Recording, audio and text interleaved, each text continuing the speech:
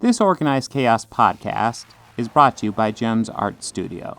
Gems Art Studio is an online store that allows access to prints that you can use for most anything, obviously as just a picture, or as a wallpaper, or as a bookmark, or anything you can think of. You can find Gems Art Studio at etsy.com/shop/Gems Art Studio. This podcast is also brought to you by listeners like you. Thank you.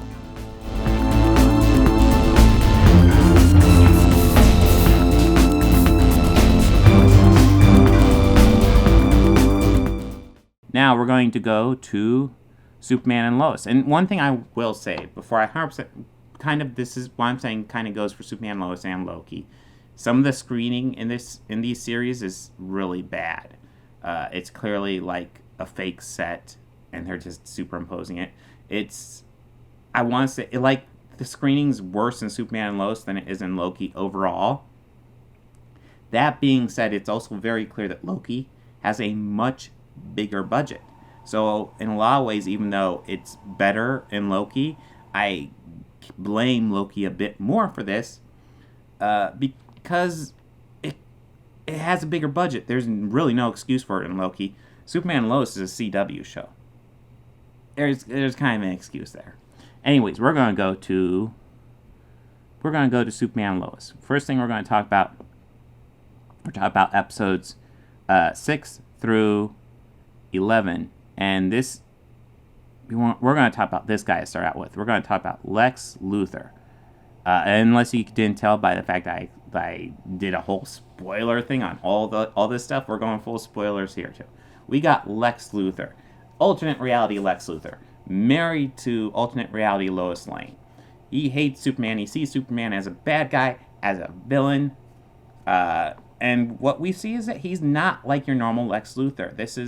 He seems like he's genuinely going after Superman because he thinks Superman's a real threat.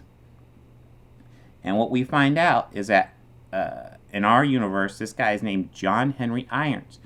Now, who is John Henry Irons? Because that name does mean something. John Henry Irons is the name of this guy. Okay, maybe that's not the best picture of him. This is Shaq playing the character in the late 90s, back when he was a big actor. This is Steel. I guess I shouldn't say this is Steel. This is Shaq's version of Steel, which is absolutely awful. But Steel is kind of, what's a good way to describe him? Kind of an Iron Man-like character. He's just this engineer who's super intelligent, and he makes himself armor. He's not, if memory serves, he's not as rich as Tony Stark at all. He just kind of has scraps and stuff like that, if memory serves. But he makes himself a full suit of armor, and he's a superhero. He's one of the superheroes who stepped in for Superman's death back in the 90s when that happened. That was about the time I started collecting comic books. Dating myself quite a bit. But anyways, so we find out that this alternate reality Lex Luthor in our reality is essentially Steel. And that's kind of a fun twist. At this point in the series, I haven't done much with it, but it was kind of fun. We haven't seen too much of them, because now we are, let's go ahead and, we see the comic book version. Here is the show. Oh my god, stop it. What is it doing? Okay, here's the show version, which is pretty cool. I wish I could find a higher quality picture. I'm certain they are out there, but I guess we haven't seen them in the suit a whole lot. But, hey, you know what? It's an upgrade from this by quite a bit. Anyways, while the Lex Luthor character has been kind of the antagonist for probably the first 5 episodes, he was kind of the main guy we're dealing with. For the second set of episodes, episodes 6 through 11, who we are mainly dealing with is Morgan Edge, who we dealt with before. This is this rich industrialist, and one thing I kind of like is how he's using a lot of deceitful capitalist practices to get his power. Like, he's getting land in Smallville by doing this reverse mortgage thing, which is a huge con. Don't ever do a reverse mortgage.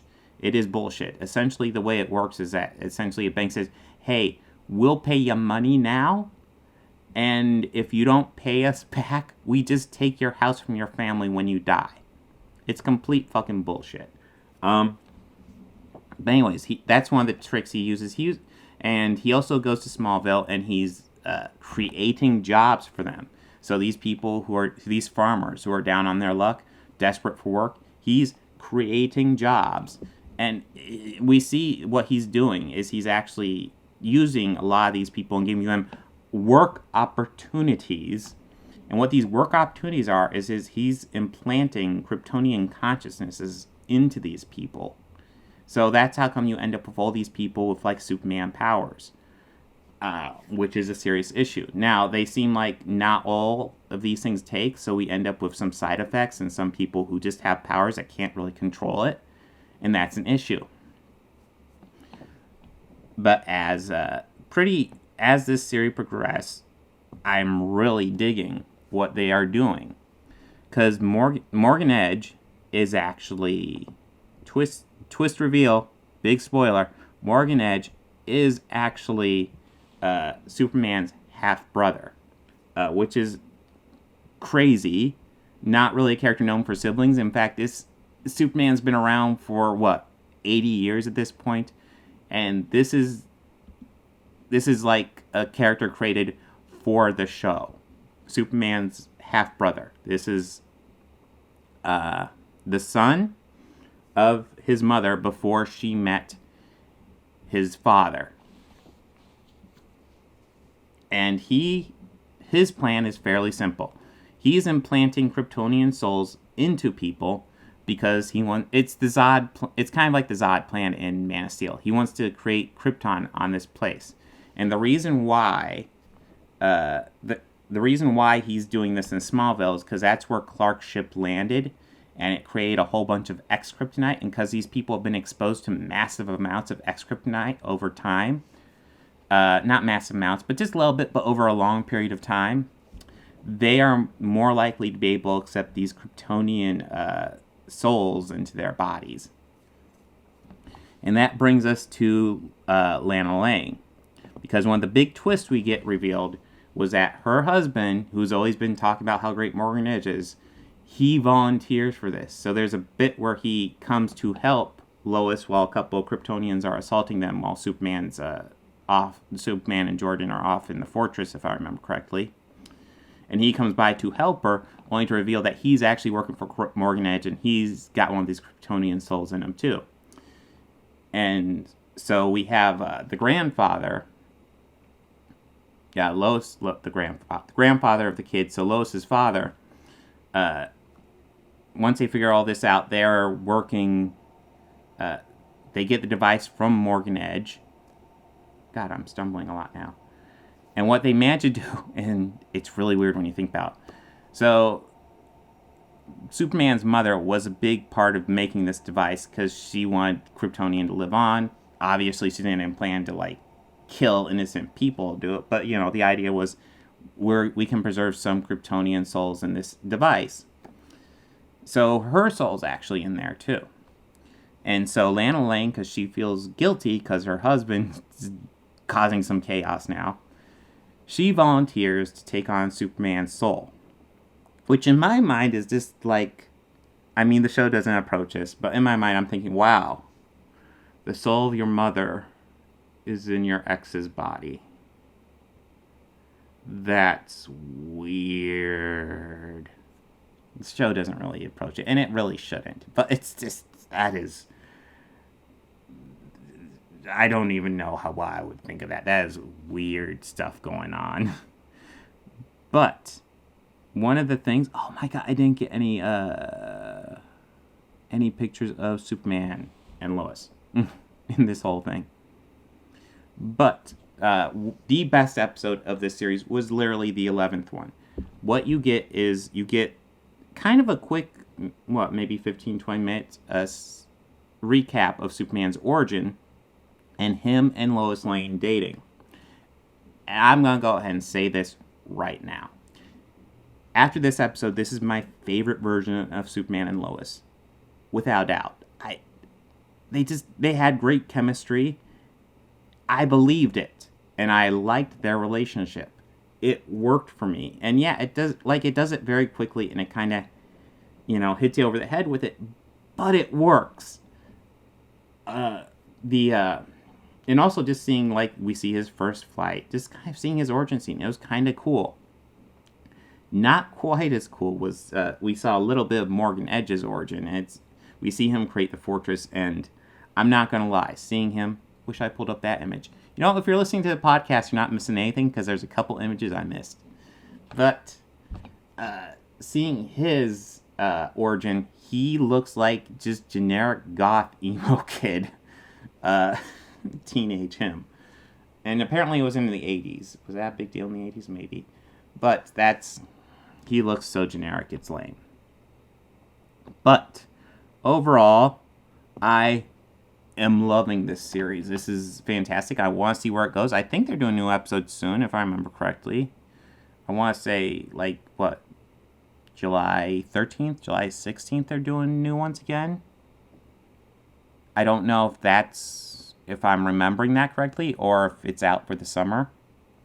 But yeah, apparently now Superman's going evil because he agreed to work with Morgan Edge, because Morgan Edge said, I'm going to kill your family if you don't. And we've already seen a battle. Morgan can take him fairly easily, probably just because he's older and with more experience.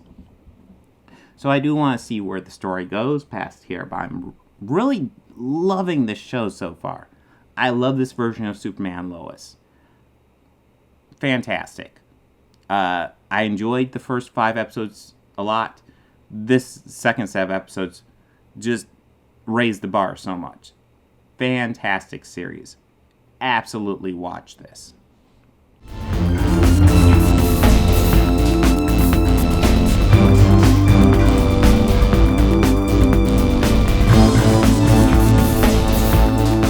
I want to go ahead and add some audio credits at the end here. The theme music you're hearing at the beginning and end of this podcast was written and performed by George Johnson, a very good friend of mine. And my current Patreons are Fel Martins, David Lara, and Lindsay Pankhurst. If you'd like to become a patron, go ahead and follow the link down below. Anything you can provide would be incredibly helpful to this channel.